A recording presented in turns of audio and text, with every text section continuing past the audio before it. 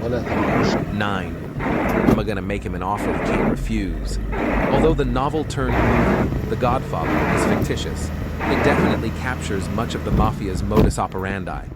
Consider, for example, that most famous of lines. The Godfather says this to one of his godsons, an aspiring actor and singer.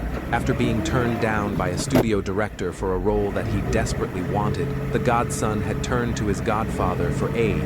As the movie progresses, it becomes clear that the offer that can't be refused consists of nothing less than violence and death threats. After the director rejects the Godfather's offer, he awakens the next morning to find the bloodied and decapitated head of his favorite stallion in bed with him. The godson subsequently gets the movie role. Throughout the context of the entire Godfather trilogy, which captures well the Mafia's approach to business, making someone an offer they can't refuse means do as I say or suffer the consequences, possibly death. Now compare this to Islam's threefold choice.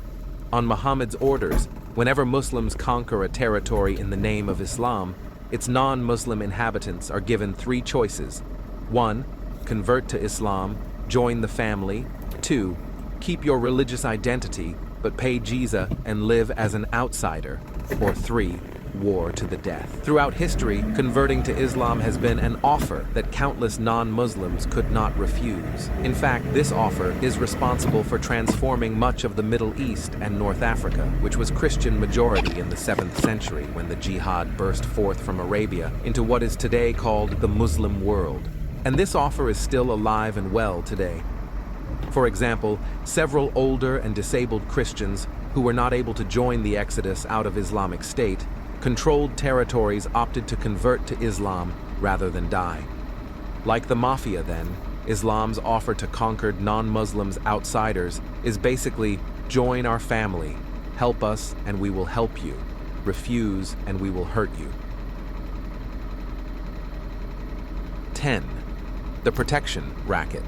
Once the Mafia takes over a territory, one of the primary ways it profits is by collecting protection money from its inhabitants.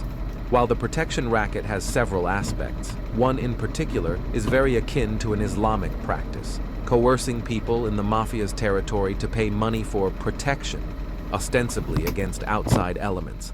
In fact, the protection bought is usually from the Mafia itself, that is, extortion money, or pizzo. Potential clients who refuse to pay for the Mafia's protection often have their property vandalized and are routinely threatened and harassed. Now compare the collection of pizzo with the Islamic concept of jizya. The word jizya appears in Quran 9:29. Fight those among the people of the book, the Christians and Jews, who do not believe in Allah nor the last day, nor forbid what Allah and His Messenger have forbidden, nor embrace the religion of truth until they pay the jizya with willing submission and feel themselves subdued.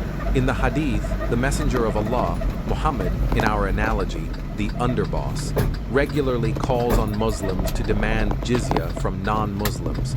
If they refuse to accept Islam, said the Prophet, demand from them the jizya. If they agree to pay, accept it from them and hold off your hands. If they refuse to pay jizya, seek Allah's help and fight them. Topping it all off, just as the Mafia rationalizes its collection of protection money by portraying it as money that buys Mafia protection against outsiders, when, in fact, the money tribute mostly serves to protect the client from the Mafia itself, so too do Islam's apologists portray the collection of jizya as money meant to buy Muslim protection against outsiders, when in fact the money jizya buys protection from Muslims themselves. So there you have it, 10 similarities between Islam and the Mafia. But what makes them so similar in the first place? One clue is found in the fact that the very word Mafia, which means hostility to the law, boldness, is derived from an Arabic word, mahya, which in translation means bragging, boasting, bravado, and swaggering. This etymology is a reminder that Sicily, birthplace of the Mafia, was under Arab Islamic domination for over 200 years. Aside from a borrowed etymology, Could some of the Mafia's modus operandi also have been borrowed from Islam? Isolated on their island, could native Sicilians have co-opted the techniques of social control and exploitation that they had lived under and learned from their former overlords, albeit without the Islamic veneer? Incidentally, the Mafia is hardly the only historical example of a non-Muslim criminal organization to be influenced by Islam. For example, the Thuggees, whence we get the word thug, were a brotherhood of allied bandits and assassins who waylaid and savagely murdered travelers in India, often by first feigning friendship. Although they were associated with the Hindu cult of Kali as late as the 19th century, a large number of Thuggees captured and convicted by the British were Muslim.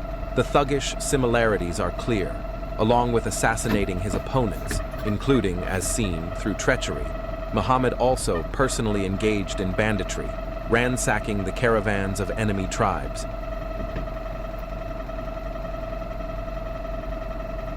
And if the words mafia and thug have Arabic Islamic etymologies or associations, the words assassinate and assassin are, of course, derived straight from a medieval Islamic sect, the Hashashin, who pioneered the use of political assassination, with promises of a decidedly Islamic, that is, hedonistic paradise for the assassin who almost certainly died. So there you have it. Now you know that when people claim that Islam is the only religion that acts like the Mafia, that will FN kill you if you say the wrong thing, draw the wrong picture, or write the wrong book, they are barely touching on the similarities between the Mafia and other criminal organizations